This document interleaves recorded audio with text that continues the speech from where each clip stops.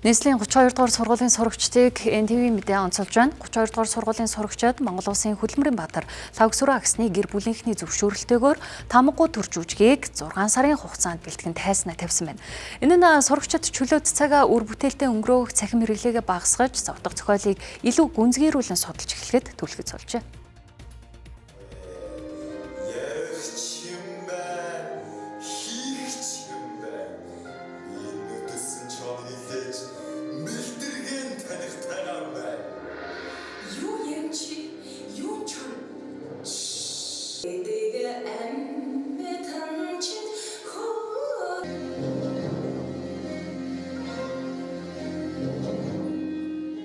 Энэ бол 32 дугаар сургуулийн ахлах ангийнхан тамгагүй төр жүжигийг сурагчдад төлөвлөж байгаа хэсэг. Сурагчдыг утга уран зохиолд сонирхолтой байх үүднээс багш нь анх драмын театрыг ажиллуулж эхэлсэн маань анх жижиг жүжигүүд дээр ажиллаж эхэлжээ. Иймхүү сурагчдаа сайжруулах зорилгоор тамгагүй төр жүжигийг тоглуулах зөвшөөрлийг зохиолчийн гэрүүл сурагчдын эцэгхээс авч тайзнаа тоглуулахаар бэлтгэж эхэлжээ. Мөн жүжигт гардаг насан туршидын хэсгийг дуулалт хэлбэрээр оруулсан маань жүжигийн бэлтгэл ажил хийснээр хүүхдийн авьяас чадвараас гадна аашсан халиот хандах хандлагт эерэг өөрчлөлт гарсныг багш эцэгхийн төлөөлөл хэллээ. Яг нөгөө зарим жоохон насан туршидын хэсгүүд Баавгийн Лавгсүрэн тамгагүй төр жүжигэн дээр байж байгаа. Тэрийн дандаа дуулалт хэлбэрээр орлуулж тавьж өгсөн юм байдаг. Энэ хүүхдэд бол яг ойлгох нийгэм улс төрийн мэдлэг те Монгол яс уламжлал гэд зохиолын задаргаа, дүрийн задаргаа, ширээний ууншлаг гэд бүх юмыг аль болох ингээд баг-багаар ахиулж явсан.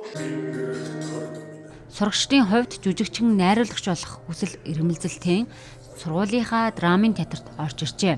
Тэдний хувьд тамгагүй төр жүжигийг тоглох нь хэцүү санагдаж байсан ч олон сарын хөдөлмөрийн үр дүнд айдсаа даван тулж чаджээ. Мөн хүүхдүүдийн хувьд утга уран зохиолын гайхамшиг мэдэрч чөлөөт цагаа номын санд өнгөрөөх болсон байна. Хамгийн анх уг нь бол би энэ жүжигийн трайаут руу орж ирэхлэнгүүтээ зүгээр найзуудтайгаа л байна гэж бодоод хийцгүрхгээ хүрээд ирсэн чинь тайзан дээр өөрийгөө яаж илэрхийлэх, багаар яаж ажиллах гэх мэт маш олон ур чадрыг их сурч авсан. Тэгээд би өөрийгөө хэр сайн гаргаж чадах бол гэдгээ ер нь бол бодож үзэж байгаад тэгээд ер нь өөрийнхөө чадах хэмжээндээ одоо эерэг гэдэг энэ хорон санаатай төшмөлийг ер нь бол гаргаж ер нь бол хүмүүст үзүүлсэн. Дэлхийд гарсан жүжигийнхэн жоохон ч гэсэн хувьд нь хүрхгээл өөрийгөө үнэхээр ихтэй ажиллаж дүрийн Google-ээс, YouTube-ээс үнэхээр сайн хайж үзсэн. Жүжигт орсноороо би ингээд писэдгээ болоод ном уншдаг болсон. Дандаа ингээд түүхээ судлах илүү сонирхолтой болсон. Тамгагүй төр жүжигт орсноор зохиол буюу хэл бичиг зохиолыг задлан шинжлэх ажлаар би маш сайн болсон. Тамгагүй төр жүжиг нь 10 жилийн хүүхдүүдэд тохиромжгүй гишүүмжлэл баггүй ирсэн маань гэвч хүүхдүүдийг хайрцаглалгүй том бүтээлийг уран зохиолын талаас судлуулах нь хүүхдүүдийн чадварт эргээр нөлөөлөхийг багш нар хэллээ. Хүүхдэд утга зохиол, гоо зүүн боловсролыг хөрөөх бодлогыг сайжруулахын тулд ном зохиол, жүжиг зэргийг хүртээмжтэй байлгах нь чухал юм а.